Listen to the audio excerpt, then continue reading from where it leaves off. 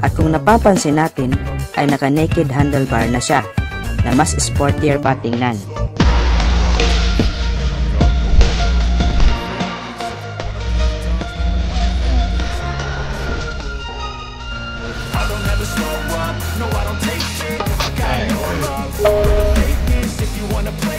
Tumaas ang demand ng small displacement scooter ng Honda, ang Honda Beat sa Pilipinas. Isa sa mga kadahilanan ay ang matinding traffic. Kaya karamihan sa mga Pinoy ay gumagamit na lang ng motor. Sa pagtaas ng demand sa scooter ay nagre-resulta ito sa madali ang pagkaubos ng unit at kinakailangan pa ni Honda Philippines na mag-angkat ng unit galing sa Thailand. Naisip ni Honda na medyo mahirap ang ganitong setup kaya nagdesisyon ang Honda na i-pull out na lang ang production sa Thailand at ilipat ang manufacturing plant sa Tanawan City sa Batangas na kayang gumawa ng 500,000 units at kayang maglabas ng 1,800 unit kada araw. Dahil dito tumaas ang sales ng Honda Beat at ito lang naman ang small displacement scooter category na nasa top 4 out of top 10 best-selling motorcycle in the Philippines. Naging matagumpay nga ang Honda Beat hindi lang sa Pilipinas kundi pati na rin sa kapitbahay nating bansa sa Asia. Kaya patuloy ang innovation ng unit na to magpasa hanggang ngayon. Katunayan ay meron na namang bagong version ang Honda Beat na inilabas sa Cambodia at Indonesia. So pag-usapan natin kung ano ang meron sa bagong Honda Beat na to. Pero bago ang lahat ay huwag kalimutang mag-subscribe at i-hit na rin ang notification bell icon para lagi tayong updated sa motorcycle news and reviews. Paki-follow na rin ang ating Facebook fan page. Sa bansang Indonesia ay meron itong tatlong bersyon. Una ay ang Honda Beat CBS o Standard version. Pangalawa ay ang Honda CBS ISS o Premium version. Pangatlo ay ang Honda Beat Street version. Pag-usapan natin ang Honda Beat Street version. So meron itong eksaktong displacement na 109.5 cubic capacity, air-cooled, 4-stroke SOHC o single overhead cam, 2-valve at single cylinder. Merong 1.5cc na nadagdag compare sa previous version na 108 cubic capacity. Kaya nitong mag-produce ng maximum power of 6.6 kW at 7,500 RPM. Ang lakas naman ng kanyang torque ay 9.3 Nm of peak torque at 5,500 RPM o revolution per minute. Pagdating naman sa kanyang preno ay naka-hydraulic disc brake sa harap at mechanical drum brake sa likod at meron pa ding combi brake feature.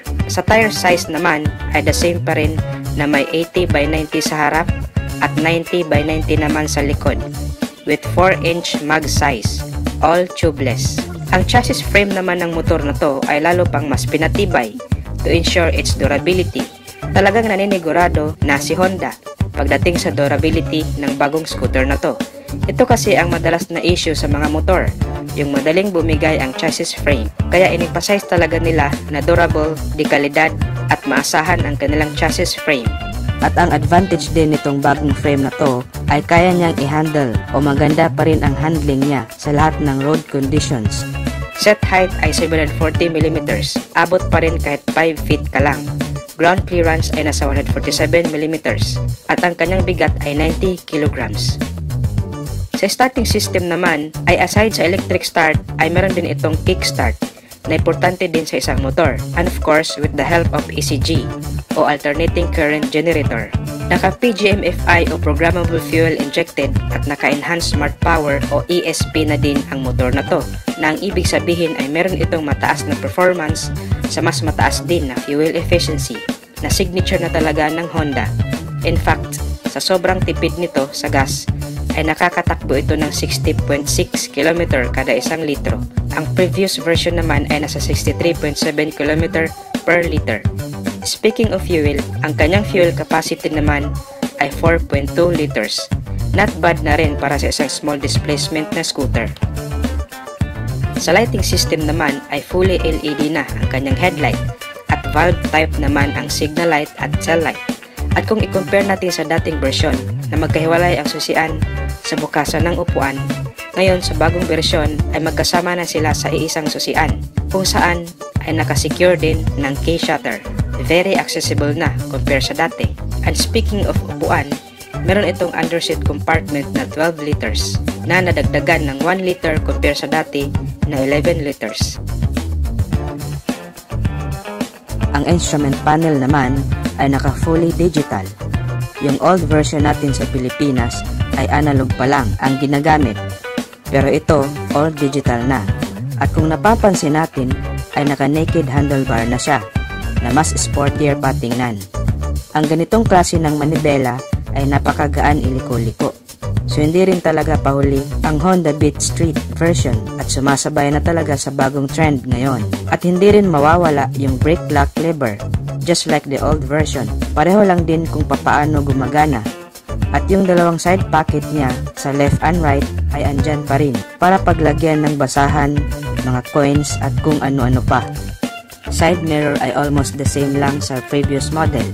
Isa din sa kapansin-pansin na pagbabago ng bagong Honda Beat na to ay ang kanyang front fairings at headlights. Sa bagong Honda Beat na to ay medyo may curves na sa upper side sa may signal light na area. So kung dati ay diretso lang, ngayon meron na siyang pakurba na mas aggressive pa tingnan. Meron na din siyang aluminum footrest. If I'm not mistaken, yung previous version ay may goma pa siya. So this time ay all aluminum na.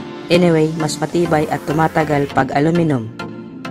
So andyan pa rin naman ang automatic side stand off na kusang namamatay ang makina kapag ibinaba ang side stand o hindi umaandar ang makina kapag naka-side stand ang motor for safety feature.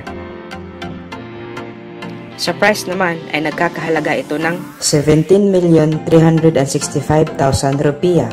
At kung i-convert natin ito sa Philippine peso, ang estimated price nito ay aabot sa 60,000 pesos mahigit. Sa kasalukuyan, ang presyo ng Honda Beat Premium version natin sa Pilipinas ay nasa 70,400 pesos SRP.